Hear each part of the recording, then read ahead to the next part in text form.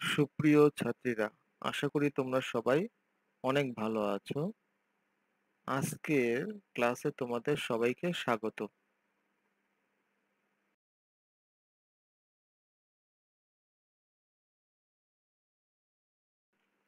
পরিচিতি: আমি মোহাম্মদ শওকত হোসেন, সহকারী অধ্যাপক, জীববিজ্ঞান বিভাগ, Keraniganj girls school and college, Keraniganj, Dhaka.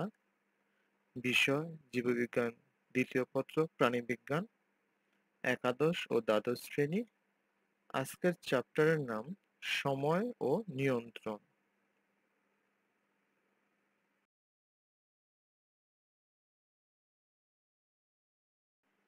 উপরের পাশাপাশি দুটো ছবিতে আমরা কি দেখতে পাচ্ছি? আমরা মনে হয় আমি যে কথাটি বললাম সেই কথার মধ্যেই এর উত্তর লুকিয়ে আছে। দেখি তোমরা কে কে বলতে পারো।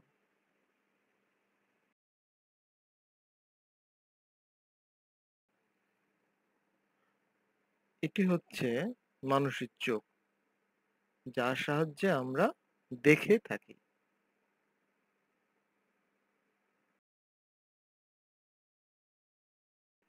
শিখন ফল: এই পাঠ শেষে শিক্ষার্থীরা চোখ কি তা বলতে পারবে, চোখের বিভিন্ন অংশের গঠন সম্পর্কে জানতে পারবে, চোখের বিভিন্ন অংশের কাজ সম্পর্কে বলতে পারবে।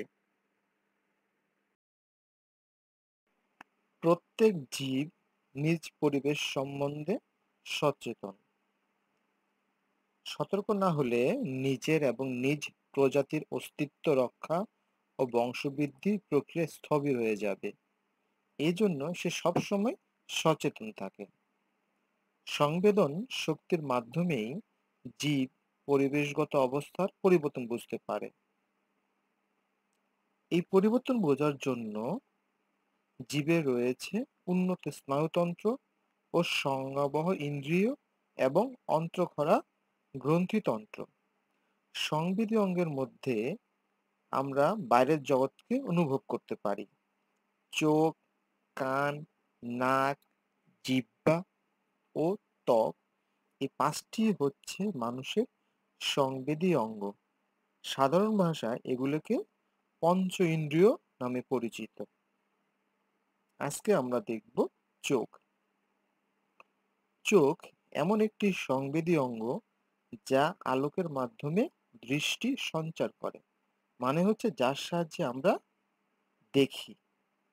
মানুষের চোখ দুটি মাথার দুপাশে বহিঃকর্ণ ও নাসারন্ধ্রের প্রায় মধ্যবর্তী অংশে অবস্থিত।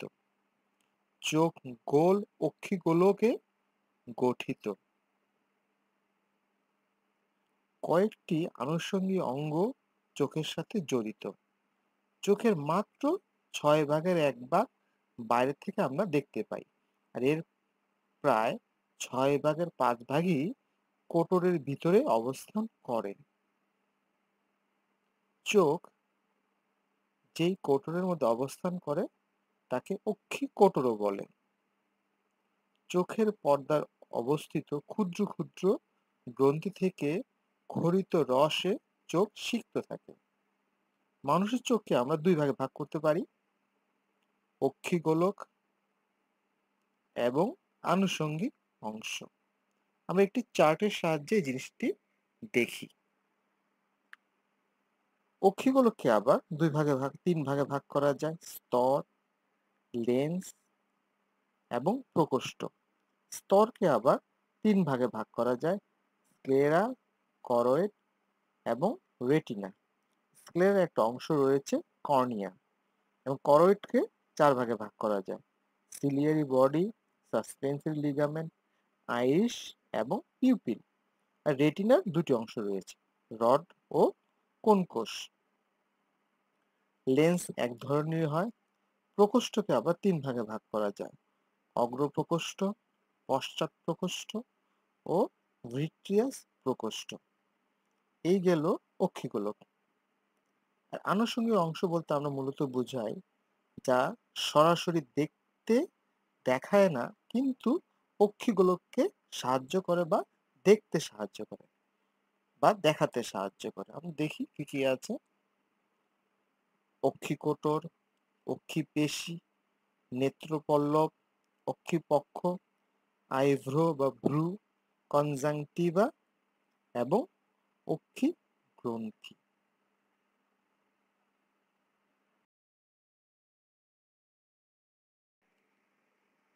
অক্ষিগোলক মানুষের চোখ দেখতে গোল বলের মতো হওয়ায় একে অক্ষিগোলক নামেও পরিচিত। এই অক্ষিগোলকটি মূলত অক্ষিকোটরে বা গর্তের মধ্যে অবস্থান করে। প্রত্যেক গোলক তিনটি প্রধান অংশ নিয়ে গঠিত। এক, অক্ষিগোলকের স্তর। দুই, লেন্স। এবং তিন হচ্ছে প্রকোষ্ঠ। এগুলো আমরা বর্ণনা করব।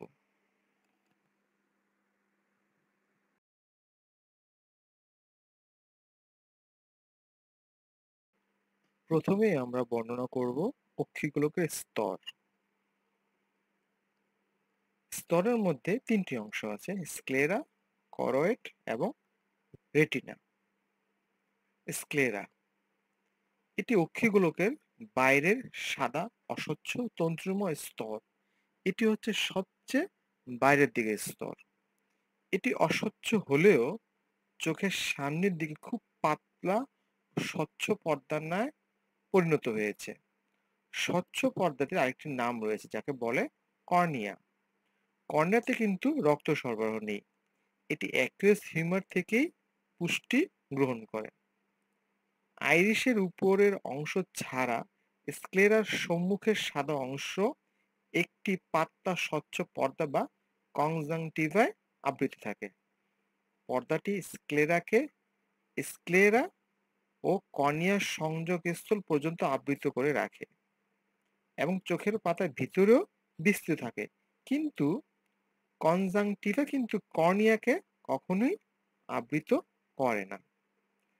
স্ক্লেরার কাজ হচ্ছে চোখের আকৃতি বজায় রাখে, চোখকে সংরক্ষণ করে ও পেশি সংযুক্ত রাখে। কর্নিয়ার মধ্যে দিয়ে মূলত চোখের ভিতরে আলো প্রবেশ করে। কনজাংটিভা চোখের সম্মুখতল আর্দ্র ও পিচ্ছিল রাখে, অক্ষিপল্লবের ভিতরের তল সিক্ত পিচ্ছিল রাখে এবং চোখকে ধুলোবালি ও জীবাণু থেকে রক্ষা করে। এরপর দেখবো আমরা দ্বিতীয় স্তর, যেটি স্ক্লেরার নিচের দিকে অবস্থান করছে, যাকে বলা হচ্ছে করোয়েড।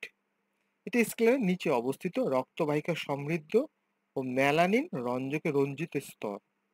মেলানিন রঞ্জক থাকাই মূলত এটিকে কালো দেখায়। এই করোয়েড অংশটি যখন চোখের সামনের দিকে চলে আসে তখন এর বেশ কয়েকটি অংশে পরিণত হয়, যেমন Irish, ciliary body, suspensory ligament এবং পিউপিল। প্রথমে দেখবো আমরা আইরিশ। কর্নিয়ার ঠিক পেছনে চোখের উন্মুক্ত অংশে করোয়েড স্তরটি স্ক্লেরা থেকে বিচ্ছিন্ন হয়ে একটি বৃত্তাকার থালার মতো যে অংশ গঠন করে এটি মূলত হচ্ছে আইরিশ। দুই ধরনের অনিচ্ছিক পেশি দিয়েই আইরিশ গঠিত। এই লেন্সে বা চোখের ভিতরে কি পরিমাণ আলো প্রবেশ করবে মূলত আইরিশ পেশির সংকোচন এবং প্রসারণ ঘটিয়েই পিউপিলকে ছোট বড় করে এই কাজটি সম্পন্ন করে। এরপরে আমরা দেখব সিলিয়ারি বডি। এটি একটি স্থূল বলয়াকার অংশ এবং আইরিশ ও করোয়েডের সংযোগস্থলে অবস্থিত। সিলিয়ারি বলয়, সিলিয়ারি প্রবর্ধক ও সিলিয়ারি পেশি নিয়ে মূলত এটি গঠিত। এর কাজ হচ্ছে সিলীয় পেশিগুলো লেন্সের আকৃতি পরিবর্তন করে উপযোজন বা অ্যাকোমোডেশন ক্রিয়ায় অংশ নেয়। সিলিয়ারি বডি অ্যাকিউয়াস হিউমারও উৎপন্ন করে। এরপর আমরা দেখব সাসপেন্সরি লিগামেন্ট। লেন্সের চতুর্দিকে যে বেষ্টনকারী যে লিগামেন্ট রয়েছে মূলত এটাই হচ্ছে সাসপেন্সরি লিগামেন্ট। এটি মূলত সিলিয়ারি বডির সাথেই সংযুক্ত থাকে। এই সাসপেন্সরি এর কাজ হচ্ছে সাসপেন্সরি লিগামেন্টের সাহায্যে লেন্সটি যথাস্থানে অবস্থান করে এবং সিলিয়ারি বডির সাথে সংযুক্ত থাকে। এরপর আমরা দেখব পিউপিল। পিউপিল হচ্ছে আইরিশের কেন্দ্রে অবস্থিত এবং বৃত্তাকার ও অরীয় পেশিতে বেষ্টিত একটি ছোট্ট ছিদ্র বিশেষ। আলোকের তীব্রতা অনুযায়ী আইরিশের অরীয় বৃত্তাকার পেশির সংকোচন ও প্রসারণের মাধ্যমে পিউপিলটি প্রয়োজন মতো ছোট বড় করা যায়। অরীয় পেশি সংকুচিত হলে পিউপিল প্রসারিত হবে এবং বৃত্তাকার পেশি সংকুচিত হলে পিউপিলটি সংকুচিত হয়ে যাবে। আর মূলত কাজ হচ্ছে পিউপিলের মধ্যে দিয়েই কিন্তু আলো ভিতরে প্রবেশ করে। মৃদু আলোতে পিউপিল বড় হয়ে যায় এবং উজ্জ্বল বা তীব্র আলোতে পিউপিল ছোট হয়ে যায়। আমরা যখন অনেক বেশি আলোতে যাই তখন কিন্তু আমরা কি করি? যাতে আমাদের চোখের ভিতরে আলো সহজেই প্রবেশ করতে না পারে, এইজন্য পিউপিলটা ছোট হয়ে যায়। যার ফলে আলো কম প্রবেশ করে। কিন্তু মৃদু আলোতে কিন্তু চোখ আমরা প্রসারিত করার চেষ্টা করি, ফলে পিউপিল বড় হয়ে যায় যাতে অনেক বেশি পরিমাণে আলো প্রবেশ করে। এরপরে আমরা দেখব রেটিনা। রেটিনা হচ্ছে সবচেয়ে ভিতরের অংশ। রেটিনা হচ্ছে অক্ষিগোলকের প্রাচীরের সর্বাপেক্ষা ভিতরের স্তর এবং একমাত্র আলোক সংবেদী অংশ। এটি 10টি উপস্তরে গঠিত। বাইরের করেড সংলগ্ন স্তরটি রঞ্জক পদার্থ বিশিষ্ট আলোক সংবেদী কোষস্তর নির্মিত থাকে। চোখের সামনের দিকে রেটিনা সিলিয়ারি অঙ্গ পর্যন্ত বিস্তৃত থাকে। রেটিনার একটি স্থানে অপটিক করোটিক স্নায়ু প্রবেশ করে।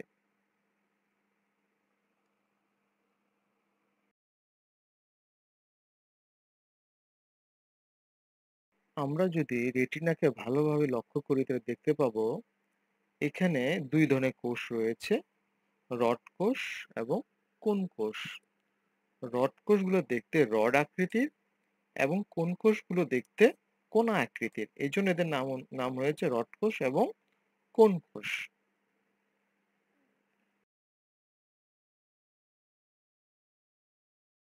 এখানে রড কোষগুলো রোডোপসিন নামক আলোক সংবেদী রঞ্জক পদার্থ ও ভিটামিন এ থাকে এবং কোন কোষগুলো বাইরের খণ্ড হচ্ছে কোনাকার এবং এতে আয়োডোপসিন নামক আলোক সংবেদী রঞ্জক পদার্থ উপস্থিত।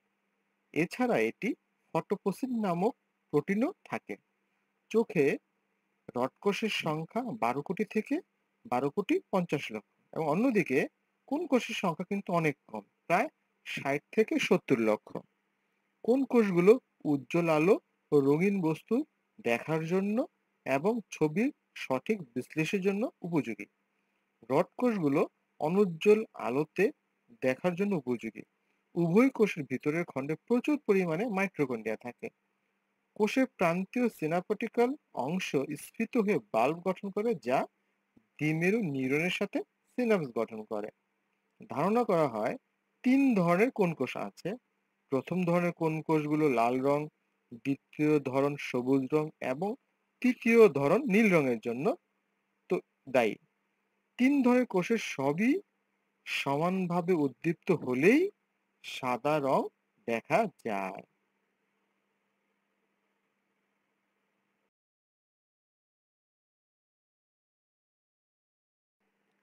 লেন্স পিউপিলের পিছনে অবস্থিত ও সিলিয়ারি বডির সাথে সাসপেন্সরি লিগামেন্ট যুক্ত হয়ে ঝুলে থাকা একটি স্বচ্ছ, স্থিতিস্থাপক ও দ্বি-উত্তল চাকতির মতো অংশকেই লেন্স বলে।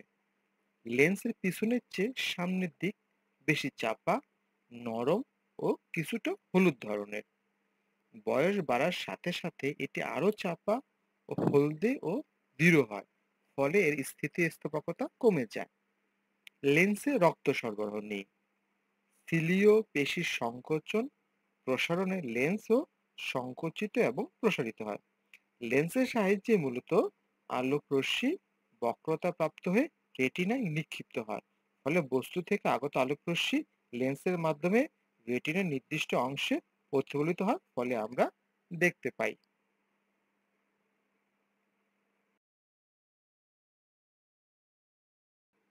অক্ষিগোলকের গহ্বর বা প্রকোষ্ঠ। অক্ষিগোলকে তরল পদার্থ পূর্ণ 3টি গহ্বর বা প্রকোষ্ঠ আছে, যেমন অগ্রপ্রকোষ্ঠ, পশ্চাৎ প্রকোষ্ঠ ও ভিট্রিয়াস প্রকোষ্ঠ। অগ্রপ্রকোষ্ঠ এটি কর্নিয়া ও আইরিশের মধ্যবর্তী প্রকোষ্ঠ। অ্যাকুয়াস হিউমার নামক পানির মতো তরল পদার্থ দিয়েই মূলত প্রকোষ্ঠটি পূর্ণ থাকে। এরপর হচ্ছে পশ্চাৎ প্রকোষ্ঠ। এটিও অ্যাকুয়াস হিউমারে পূর্ণ এবং আইরিশ ও লেন্সের মধ্যবর্তী স্থানে অবস্থিত। এরপর হচ্ছে ভিট্রিয়াস প্রকোষ্ঠ।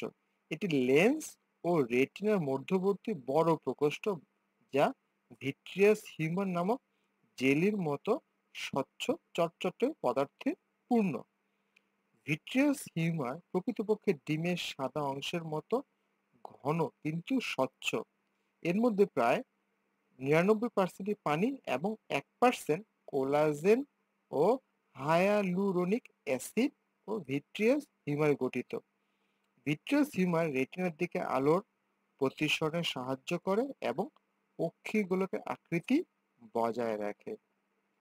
অ্যাকুয়াস হিউমার আলোর প্রতিসরণে সাহায্য করে, চোখের সম্মুখ অংশের আকৃতি ঠিক রাখে এবং লেন্স ও কর্নিয়ার পুষ্টি যোগায়।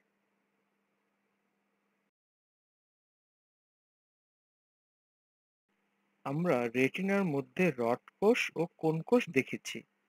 আমাদের অনেক সময় পরীক্ষাতে রড কোষ এবং কোন কোষের মধ্যে পার্থক্য আসতে পারে। এই জন্য আমাদের এই পার্থক্যটি ভালোভাবে শিখতে হবে। রেটিনার মধ্যে আরো কিছু অংশ পাওয়া যায়, যেমন অন্ধবিন্দু, তারপরে ফোভিয়া সেন্টালিস বা পীতবিন্দু এবং অপটিক স্নায়ু।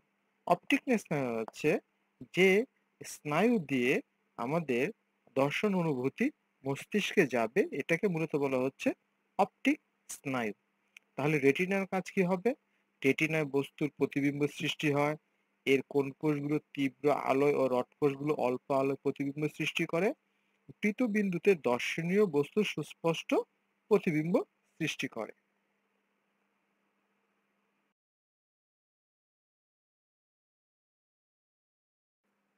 মূল্যায়ন।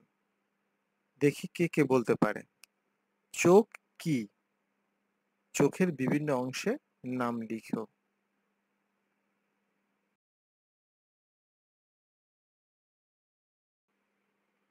বাড়ির কাজ। চোখের বিভিন্ন অংশের কাজ সম্পর্কে বর্ণনা করো।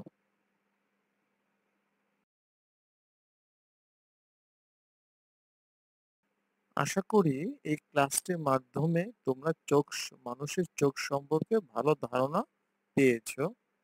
আমার ক্লাসটি করার জন্য তোমাদের সবাইকে অনেক অনেক ধন্যবাদ।